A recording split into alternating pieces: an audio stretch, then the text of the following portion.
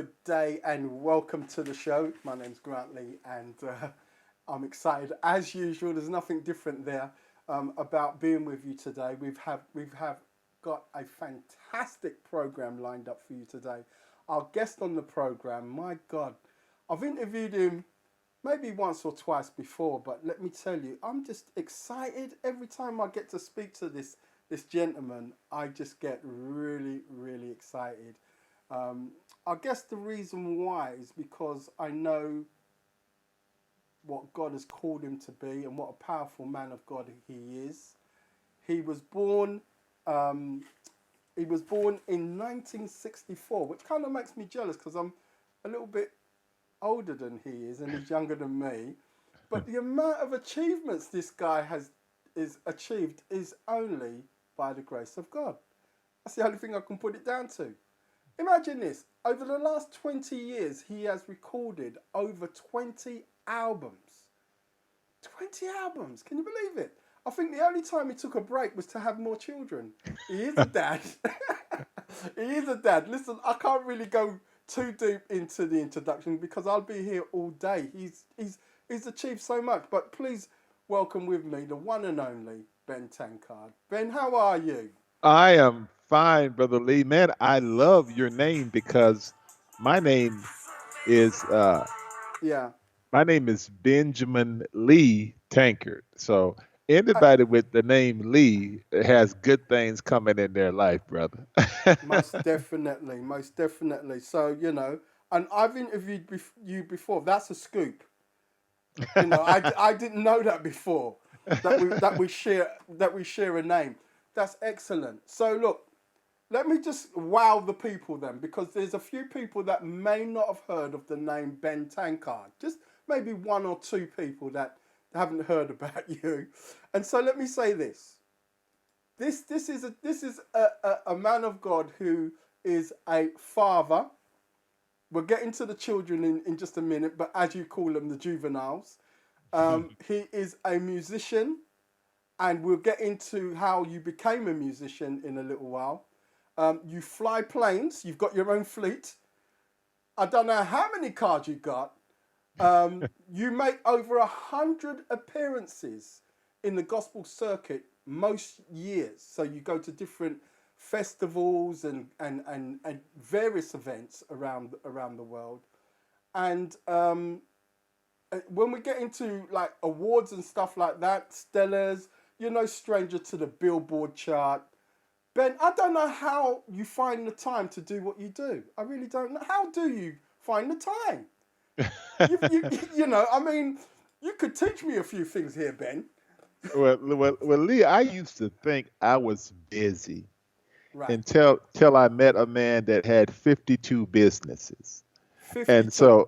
so I decided to retire from being tired because I'm not doing nothing yet. I'm not doing nothing yet. So I'm very appreciative for this opportunity to chat with you and your audience. Some people may know Ben Tankard from my days as a pro basketball player, Uh-huh. which were very short lived. I was with the Portland Trailblazers in the NBA, and I was with the Toronto Blue Jays in the CBA. So unless you're an avid fan and was really paying attention, you wouldn't have seen me because I wasn't there very long. You were Because there for a minute. You were there I for a got minute. injured. Yep, got injured and got released, cut from the team.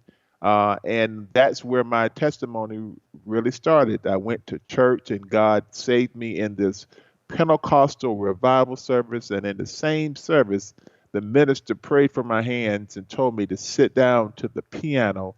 And I began to play the first time, Lee, like a professional jazz musician. And so that's what many Oh, people know whoa, me whoa, whoa, from. whoa, whoa. Back up, back up, back up. Say that again, please. Say that again. When the minister prayed for my hands, Yes. I'm coming off an injury, so I got basketball on the brain. I'm raised very poor, no background, no college. I dropped out of college to go pro, nothing to fall back on. So when I went to church, I was pretty desperate because I had just left the NBA and Right. been cut from the team. So Uh-huh. I was saved in this service, and the minister prayed for my hands, and sat down, and I began to play the first time. It was a miracle. like you hear me playing on my CDs today. The But gift came you, totally developed.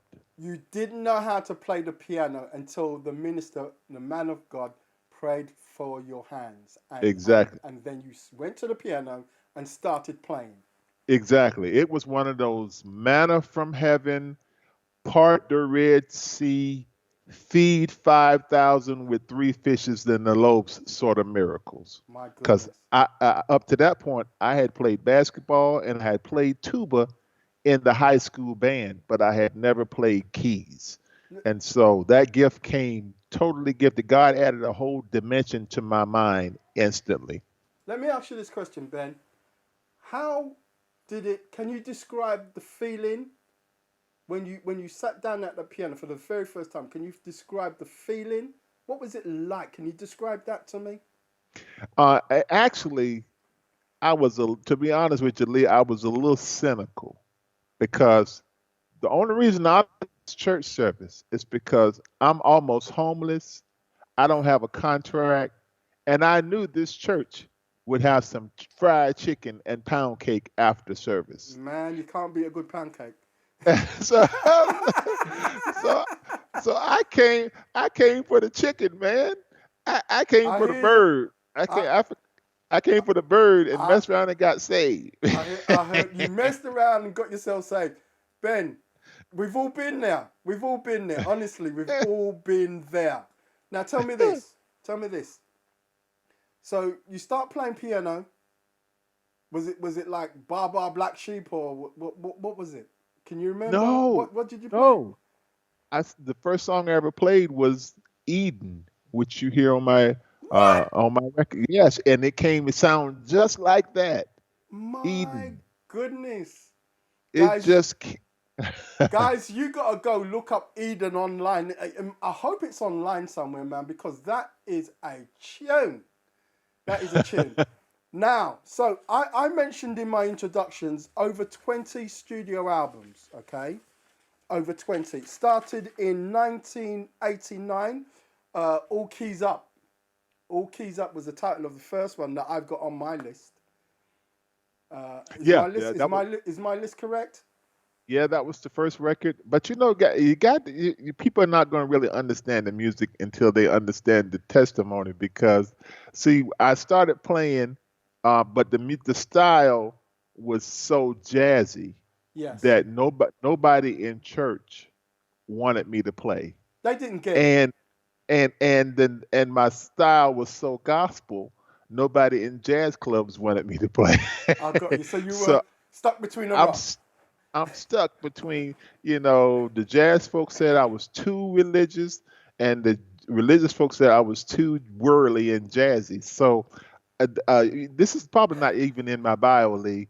I had to get a different job to keep food on the table and to eat while I was waiting to try to get discovered in this music thing. I And hear that you. job was dog catcher. I was a dog catcher for Yeah. 5 years. Wow. And people don't know that.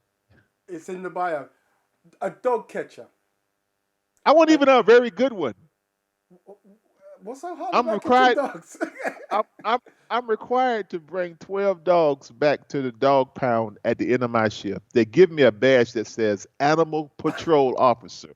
So I'm supposed to patrol around in the dog truck looking for loose dogs all Yeah. day and bring a dozen of them back to the dog pound at the end of my shift. If I Every, don't bring 12 dogs, I'm going to lose my job. So my gosh. that's where my faith started really working because it's 3 o'clock in the evening. I get off at 5. I've only got 4 dogs in the truck. I've got to really believe God because somebody's about to get their dog stolen. I'm believing God for more dogs. You gotta bring back to the pound 12 dogs every day. Right. And see, I'm asking God to multiply my seed sown because I'm looking for a whole family of puppies so I can get all 12 at one time. Lord, I need a miracle. Can you give me a litter, Jesus? Give me a litter. I'm telling you. I'm figuring this. I'm figuring it this way, right, Ben? You're 6'6", okay? If you bent another inch, you'd fall. You know, how hard would it be to catch some dogs, man? You're tall, you know, you're agile. You used to be a sports player, you know, just they give you a pole, right? They give you a pole. Get out They there and get some dogs. they were not cooperating, Doc. I mean, I'm an animal patrol officer, but I'm a dog cop. But how do you arrest a dog? Like, stop in the name of the law.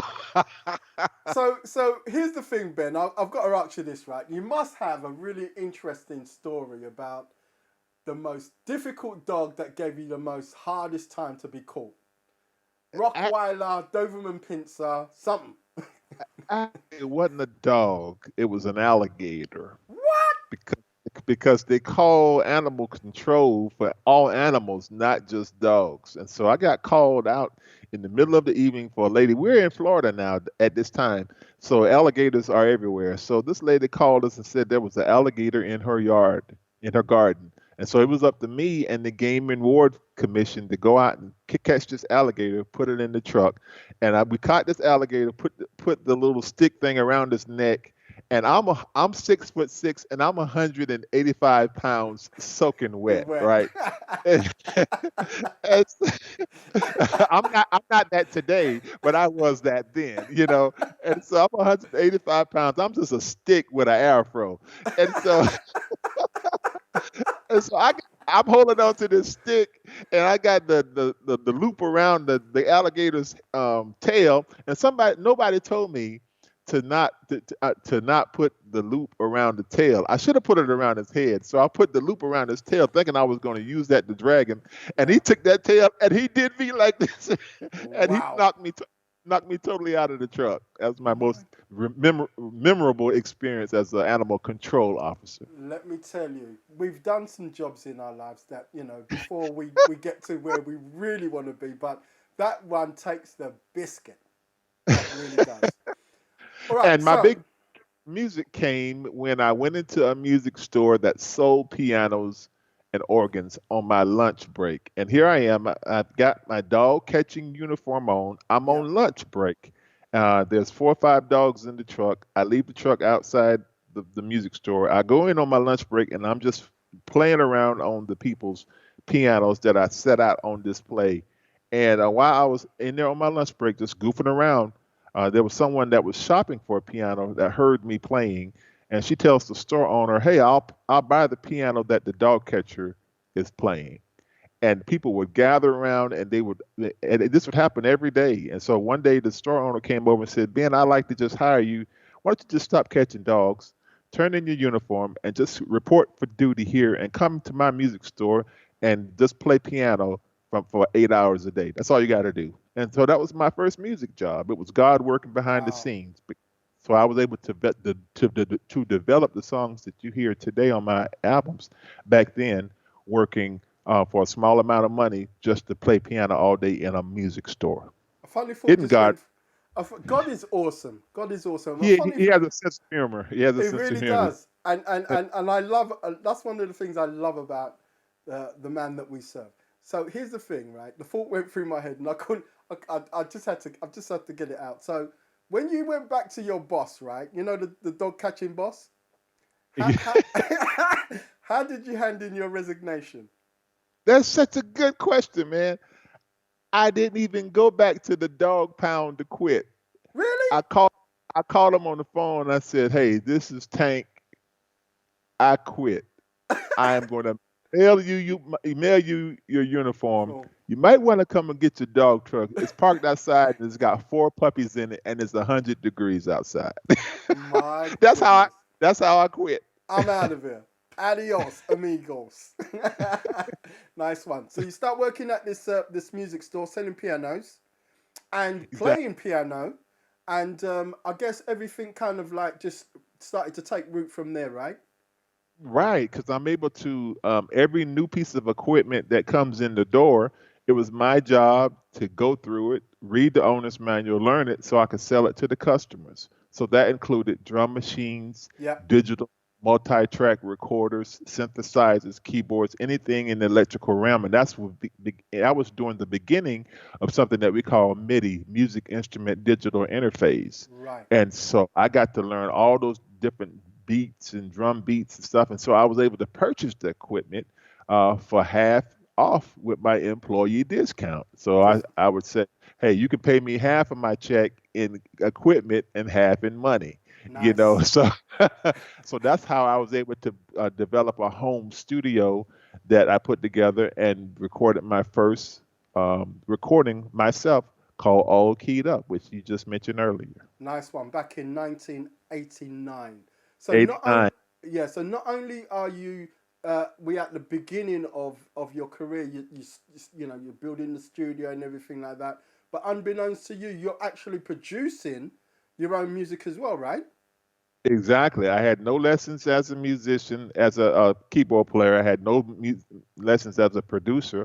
But in learning how to work this equipment, which is what producers do, that's what gave me the skill set to trial and error until God just kind of placed it in my heart. And so that first cassette that I was able to put together, 8 songs on a cassette, I took off from Tallahassee, Florida, which is where I was living at the time, and attended a Church of God in Christ convention musical that was hosted by Matty Moss Clark. What? And yes, yes, and I was outdoors selling my tape out of the trunk of my car, and word got back to Matty Moss Clark that there's this guy outside the door of the arena selling his tape, and people are lined up to buy it. They really love it, and he's currently outselling your daughters, the Clark sisters. So Matty Moss sent word, bring this young man to me. This heathen. Bring him. Send for him now. I was playing this worldly music that's outselling my children. At that time, "You Brought the Sunshine" was really hot. You Yeah. made my day, you know. Yeah, the Clark sisters. You're right. And so I got brought before the judge, and Maddie says, "Who are you and what are you doing?" And I gave my story. So she puts me on her midnight musical of the stars and said, "I'm going to give you an opportunity, son, to play on this musical. Don't make me ashamed." Because I got a Mm-hmm. lot of a lot of bishops here watching me. So I got on and I played my funky arrangement of a Walter Hawkins song called "What Is This?" What? And the rest is history. They loved me, and it just I sold out that particular week, and there was somebody from Nashville hanging out at this particular conference, and next thing I know, they're calling me and relocating me from Tallahassee, Florida, to Nashville, and making me the president of a black label that is part of a white company. That's That's my story, and I'm sticking with it. Man, you stick with it because it's a good one and it's the truth. So here's the thing, right? I'm thinking about the situation there outside the church, and I'm thinking you got the Clark sisters inside, and you got their mum Matty, and you've got Twinkie, and you got Carrot, and all the rest of the sisters. I'm thinking to myself, man, that must have been such a great opportunity and a great time, you know, because like Twinkie is known for her ability around the Hammond organ, right? Right, Did right. you ever get to sort of like push her off the seat and twinkle yourself, you know, twinkle yourself with Twinkie?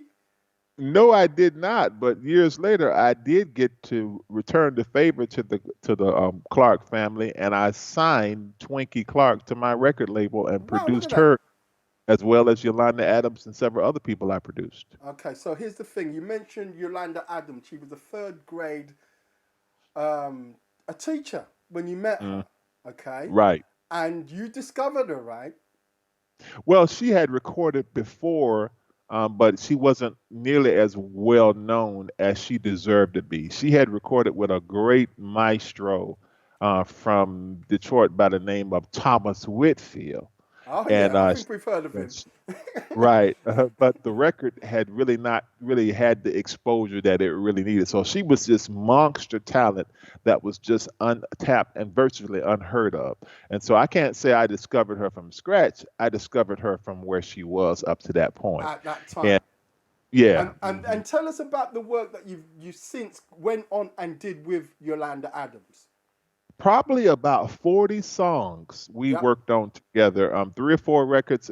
You remember back from the 90s, "Through the Storm," yep, "Just a Prayer Away," "Let Us Worship Him," "You Gotta Have Love." All those songs, "My Everything," yep. were productions by me and Yolanda. She has this voice that's almost like an instrument. And so when she sung, she was able to really merge that gift within my jazz voicings on my keyboard. And I had never heard a singer that could sing on top of my jazziness like Yolanda could. It was just a good musical marriage. And you guys did very well together. She brought you up, and you vice versa. You know, you both worked Right. really well, and career wise, it sort of like just brought you both to the fore. So glad to Yeah, hear that. I like to brag and say I discovered Yolanda Adams, but just between me and you and this 1,000 feet of telephone wire, uh, Yolanda discovered me as a producer. That's the real story. Well, there you go. Look at that. All right, so 1,000 CDs later, we're up to date. You know, because I tell you what, right? Just looking at some of the titles, right, Ben, it really does take me back down memory lane, to the point where, you know, I remember where what I was doing at the time when I had this album and was playing tracks from this album, and in particular, Get Your Praise On, Tribe of Benjamin. When that came out in the 1997, I had just got saved, and when you just get saved as a believer, the zeal is extremely high. I've gone from being a mainstream radio presenter, stroke DJ, to a gospel radio presenter, stroke DJ, and I'm discovering all these wonderful songs, Hmm. in Christendom, and um, just imagine, Get Your Praise On, Tribe of Benjamin was a funky jazz track. And Hmm. at the time, I got booked to play at Ronnie Scott's, right? The famous Ronnie Scott's Club, for the Hmm. launch of an EP, of a UK rapper, called Gifted.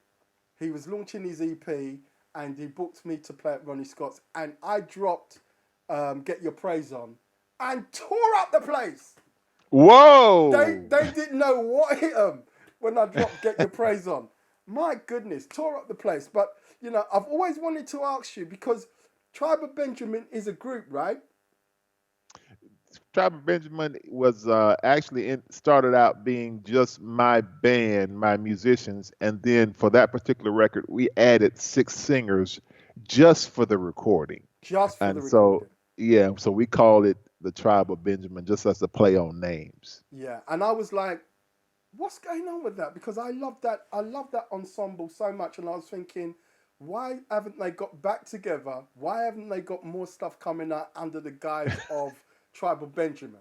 Why is that? Right, right. Well, everyone lived in different cities, different states. It was just a collective project that we put together for the record. It wasn't a group that lived near each other, that rehearsed every week, that traveled. That was a Right. professional group. Everybody was, we've got wives and husbands and people with families and kids and stuff, and it would have been a nightmare and a financial disaster to try to make enough money to put everybody on salary to do it all the time. It was just a one off A or one two off. off. We It Yeah. was a two off. It was a two off, Yeah. because you did Get Your Praise On, and then you did, after that, you did like maybe 2 years after, you did Raise the Praise with Tribe of Right. Benjamin. That's right. Right. So I'm so glad that you did, because it just showed your versatility. It showed that you were willing to go in different directions and work with different sets of artists, and things of that nature. Yes, sir. Yes, sir. The album that is currently out is called Shine. I love it to pieces, as I do everything that you do anyway, Ben. But I do love Shine. Um, it's hard for me to put my finger on exactly why, because I just love everything that you do anyway. So it's kind of hard for me to sort of pinpoint why. But the track that's doing very well at the moment is a track that I love. Yeah. I'm trying to Just find like the name. music. Just like music. Just like Yeah, music. Marvin Gaye. You can't complain. You can't go wrong with a Marvin Gaye song. No You way. can't, especially right now, because I think it's just recently they celebrated the anniversary of What's Going On. So that's kind of Hmm. brought Marvin's name up again to the fore. And for Hmm. you to have a track that's kind of highlighting Marvin, it's a winner. It's a win-win. Yeah. It's a Yeah. win-win. Yeah. And So so it's got a little funky bottom on it. You know, I went a little funkier on this than I normally do, and I was hoping that the contemporary jazz stations, who can be a little sterile yeah. sometimes, would not discount it, but they embraced it, man. They played that funk right behind Dave Yeah. Koz and Gerald Albright and everybody else, man. You know. That's what we love to hear. That's what it's all about. That's what it's all about. Because I mean, Ben, you're no stranger to the challenges of having your music played in a mainstream arena and having it sometimes even not played in the circular gospel arena as well. You've had all kinds of situations with both camps, as it were, Right. and Right. you just make your music. You make it the way you want to make it, or the way God would have you to make it. Put it out there, and then everybody else has to deal with what it is, right? Yeah, and then my marketing plan is very simple. If I can convince the jazz market that I'm this legendary gospel artist and convince the gospel artist that I'm this legendary jazz artist, then you get more attention because people always love people that are from out of town. Yeah. Oh yeah.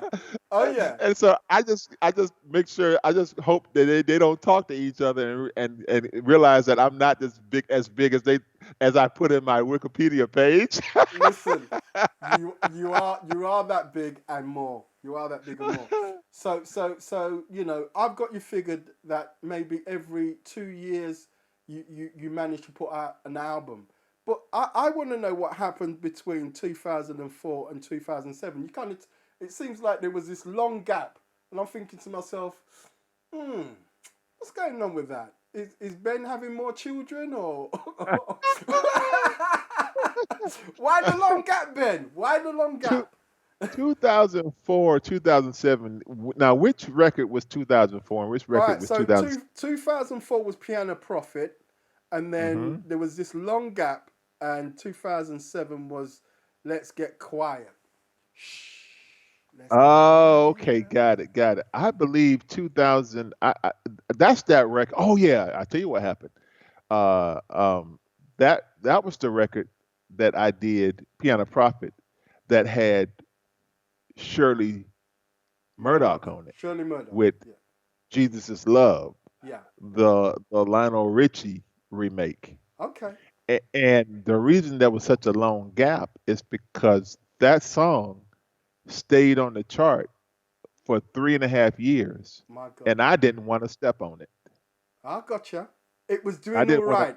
It was doing all Oh right. man, yeah, it was the longest running song on Kirk Franklin's XM station at that time.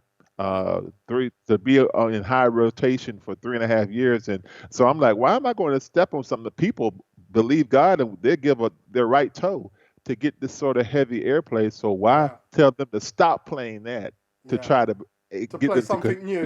To play play something something new. that they Yeah. might not like, you know? So. Exactly. That is very, very, very, very wise, people. You can learn a lot from listening to your Uncle Ben on this one. All right. There you go. I'm not even talking about the rice. Your Uncle Ben is giving good advice. When it's running nicely, leave it alone. If it ain't broke, don't fix it. Don't bother fix this one. Don't bother fix this one. Absolutely excellent, Ben. Well done. I'm glad that you gave the explanation on that. And then you went on to do Let's Get Quiet. And then in 2009, Mercy Mercy Me, Full Tank 2012, Thicker Than Water, the Church Picnic 2013, Full Tank 2015, Full Tank 3 which was 2017. Rise was a couple of years ago, 3 years ago, and Shine is the album that is currently being played by myself and literally thousands around the world. I'm sure you must be really pleased. Man, I am happier than a witch in a broom factory with a 90% off coupon. That is a really cute analogy. All right, so Ben, not only do you have the Shine album that is doing very well, and I would encourage every single person, let me say this to camera, I would encourage every single person that is a fan of the music of the mind, in other words, jazz, to go get your copy of Ben Tankard's Shine. It's a fantastic album, Ben, and I love it to pieces. I really do. So Thank you, you're sir. doing that. Back in 2013, you start the recording of a TV reality program called Thicker Than Water. I'm still trying to think and wrap my head around how does this guy get the time to do all of these different things? He flies airplanes and he's a TV reality star. So Thicker Than Water, tell us about that. That came about because I am a jokester at heart. I'm a Okay. jokester at heart, and so um, I am a product of divorce. My wife and I are both products of divorce, and so we got married 2001, and we blended our family almost like the Brady Bunch. So you get my children with her kid, who weren't raised together. There are some funny things that come when you put different human beings together that were not raised together. And so I began to document those funny moments and put them on YouTube.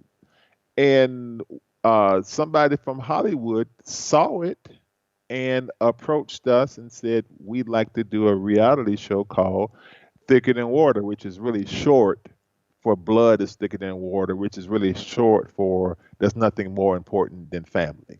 So Absolutely. they approached us, and we started doing this reality show, which became a hit on Bravo, three different seasons. And Lee, this is so funny.